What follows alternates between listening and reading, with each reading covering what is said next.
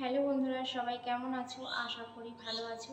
নিজেই টাইটেল আর থাম্বনেল দেখেই বুঝতে পেরেছো আমি কি বিষয় নিয়ে আলোচনা করতে এসেছি। তো দেখো, আমরা প্রত্যেকদিন সকালে যখন ঘুম থেকে উঠি, একটা সুন্দর সকাল, সুন্দর দিন, সুন্দর মন নিয়েই ঘুম থেকে উঠি। কিন্তু ঘুম থেকে ওঠার পরে যখন কোনো অঘটনের কথা শুনি, মনটা একদমই ভেঙে যায়। মানে এটা অবিশ্বাস্য হয়ে যায়। তো সেদিন যখন ফোনটা সকালে ঘুম থেকে হাতে নিলাম, দেখলাম এরকম একটা চ্যানেলে যে আলপনা দিদিভাইয়ের মৃত্যুর কথা। তো মাথাটা ঘুরে গেছিলো প্রথমে দেখে। এটা তো বিশ্বাস অসম্ভব, করাই যায় না। ভাবছিলাম হয়তো ফেক হবে, অনেক চ্যানেলে তো ফেক অনেক কিছু ছাড়ে, তো বিশ্বাস করিনি। তারপরে কিছুক্ষণ পর ফোনটা হাতে নিয়ে তখন বেশ কয়েকটা চ্যানেলে পরপর দেখলাম, তখন তো বিশ্বাস করতেই হবে। তো তখন মানে কি হচ্ছে তো তোমাদেরকে বোঝাতে পারবো না। এতটাই কষ্ট, এতটাই খারাপ লাগছে দিদিভাইয়ের জন্য। দুদিন আগে ভিডিও করলো যে মানুষটা, এত সুন্দর সুন্দর হাসির ভিডিও করতো দিদিভাইয়ের মা, মানে শাশুড়ি বৌমা যে ভিডিওগুলো করতো, খুব খুব ভালো লাগতো। কারোর মনে যদি অত্যাধিক দুঃখও থাকে, সে এইসব ভিডিওগুলো দেখলে তার 100% মন ভালো হয়ে যাবে। আর আমি দিদিভাইদের ভিডিও খুব খুব দেখতাম। আমি না, দিদিভাইয়ের ভিডিও সারা বিশ্ব জুড়েই দেখতো। খুব খুব ভালো লাগতো দিদিভাইদের ভিডিও। আর বেশি ভালো লাগতো দিদিভাইয়ের মাকে, বেশি ভালো লাগতো, আবার দিদিভাইকেও ভালো লাগতো। তো এটা মানে কি বলবো, এতটাই খারাপ লাগছিল শুনে, আমি প্রথমে বুঝতেও পারিনি। কি বলতো, একটা বয়স্ক মানুষ মারা গেলে আমাদের কষ্ট হয় না, না কষ্ট হয়, কিন্তু ততটা কষ্ট হয় না। কিন্তু এরকম একটা অল্প বয়সী তরতাজা মেয়ে চলে গেছে, মানে প্রত্যেকটা মানুষেরই কষ্ট, ভীষণ ভীষণ কষ্ট, এটা কিছুতেই মেনে নেওয়া যায় না। আর আমি ভাবছি দিদিভাইয়ের মা কি নিয়ে থাকবে, দিদিভাই একটাই সন্তান, আর কেউ নেই, দিদিভাইয়ের ভাই বোন কেউ নেই। দিদিভাইয়ের স্বামী, মানে কি বলবো, স্বামীটাও কি করে থাকবে, দিদিভাইয়ের মা তো মানে কান্নায় এতটাই ভেঙে পড়েছে, মানে উনি কীভাবে বাঁচবেন আমি জানি না। এরকম শোক যেন ঈশ্বর কাউকে না দেয়। মানে একটাই সন্তান, আর ভাই বোন কেউ নেই, আর দিদিভাইয়ের মা বাবাও নেই যে আর ভাই বোন কিংবা অন্য কাউকে নিয়ে থাকবে, এরকম কেউ নেই। ওই সম্বল একটাই ছিল, তাও ঈশ্বর কেড়ে নিল। এরকম মানে দুর্ভাগা কপাল যেন কাউর না হয়।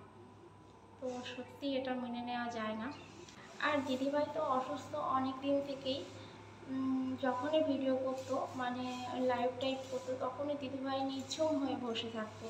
মানে কোনো শরীরের মধ্যে একটা মানে বল শক্তি কি ছটফট এরকম কিছু না, মানে নিশ্চুপ হয়ে মানে বসে থাকতো। যেন তখনই মনে হতো যে শরীরের মধ্যে, যে নিজের শরীরের মধ্যে এত বড় বড় সব রোগ বাসা বেঁধে আছে, আমরা বুঝতেই পারতাম না। হয়তো ভাবতাম যে কিছু হয়েছে, হালকার করে কমে যাবে, কিন্তু এত বড় বড় মরণ ব্যাধি ঢুকে আছে আমরা জানতামই না। আর শরীরে তো দিদিভাই রক্ত বলতেই থাকতো না, একদমই রক্ত কম থাকতো। তার মধ্যে আবার মনে হয় কিডনিতে পাথর হয়েছিল, হোমিওপ্যাথিক ওষুধ খাচ্ছিল, যার জন্য ভাবছিল পাথরটা গলে যাবে, কিন্তু তা তো হয়নি। হিতে বিপরীত হয়ে গেছে, আরও বাড়াবাড়ি হয়ে গেছে, আরও নানান ধরনের শরীরের মধ্যে রোগ ঢুকে গেছে। মনে হয় রিসেন্ট কয়েক মাস আগে একটা অপারেশন হয়েছিল, আবার অপারেশন হওয়ার কথা ছিল, কিন্তু ঈশ্বর আর শেষ সুযোগ বা সময় কিছুই দেয়নি। একটা ডাক্তারকে দেখানোর কথা ছিল, তো উনি বাইরে চলে গেছেন বলে কিছুদিন পরে যেতে বলেছিলেন, কিন্তু সে সময়ও আর হলো না।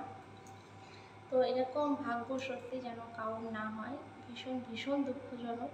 আমি তো একটা ভিডিওতে দেখলাম দিদিভাইয়ের মা, মানে কি বলবো, আছাড় খাচ্ছে, ধরে রাখা যাচ্ছে না, এতটাই কান্না করছে বলার না। তো কান্না করারই কথা, একটাই সন্তান চলে গেছে, মা বেঁচে আছে, মায়ের সামনে সন্তান চলে গেছে, মায়ের কি হতে পারে বলো। তো সত্যি এরকম দুঃখজনক ঘটনা যেন ঈশ্বর কাউকে না দেয়। খুব খুব।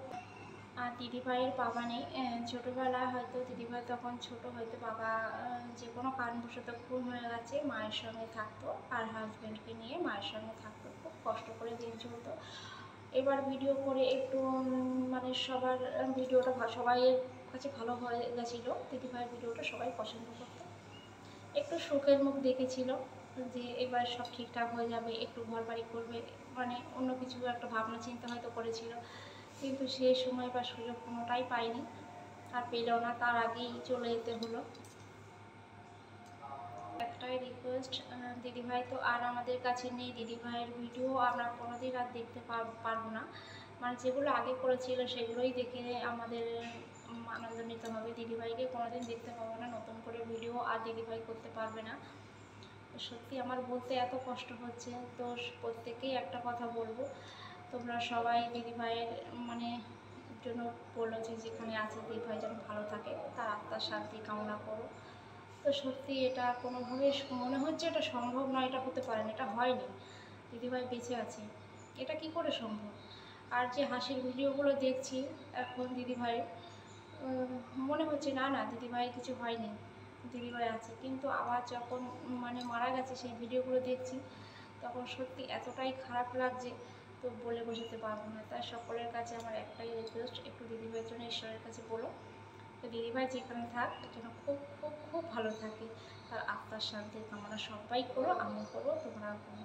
ঠিক আছে, তো ভিডিওটা শেষ করলাম, সবাই ভালো থাকো।